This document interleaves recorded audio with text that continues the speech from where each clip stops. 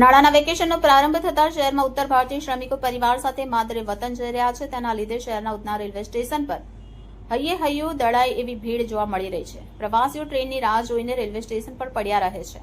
મોટાભાગની ટ્રેનોમાં નો વેકન્સી જેવી સ્થિતિ છે. પ્રવાસીઓની ભારે ભીડને લઈ ટિકિટ કાઉન્ટર પણ બંધ કરી દેવામાં આવ્યા છે.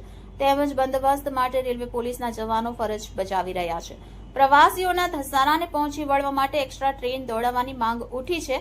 સુરતના ઉધના રેલવે સ્ટેશન પર પ્રવાસીઓનો ભારે ધસારો જોવા મળી રહ્યો છે. મોટાભાગની શાળા કોલેજોમાં ઉનાળાના વેકેશન શરૂ થઈ જતા શ્રમિકો પોતાના વતન જઈ રહ્યા છે. યુપી બિહાર તરફ જતી ટ્રેનોમાં સૌથી વધુ ધસારો જોવા મળી રહ્યો છે. ઉધના રેલવે સ્ટેશન પર હજારોની સંખ્યામાં ટિકિટ મેળવવા 4 કલાક સુધી લોકોને લાઇનમાં ઉભા રહેવાની નોબત પડી રહી છે. લાંબી કતારોમાં ઉભા રહેવા બાદ પણ પ્રવાસીઓને ટિકિટ મળતી નથી. રેલવે સ્ટેશન પર ભારે ભીડ ઉમટી પડતા ટિકિટ કાઉન્ટર બંધ કરવામાં આવ્યા છે. મહિલા, યુવક સહિત બાળકો રેલવે બોગીમાં સીટ મેળવવા દોડાદોડી કરી રહ્યા જોવા મળી રહ્યા છે.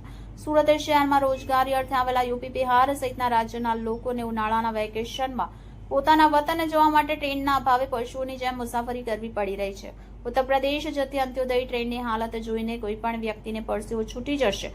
તમામ અનરિઝર્વ કોચમાં પગ મૂકવાની પણ જગ્યા નથી. તો બીજી તરફ ટિકિટ લેવા માટે લોકો કલાકો સુધી લાઇનમાં ઉભા રહેવા માટે મજબૂર બન્યા હતા. જ્યારે પ્રવાસીઓની 1.5 કિલોમીટરથી પણ લાંબી લાઇન કાપીને ટિકિટ કાઉન્ટર સુધી પહોંચે છે તો તેમને સાંભળવા મળે છે કે કાઉન્ટર બંધ થઈ ગયું છે. ટ્રેન છૂટી ન જાય તે માટે કેટલાક મુસાફરો તો માથા પર સામાન મૂકી જીવના જોખમે દોડતા પણ નજરે પડ્યા હતા.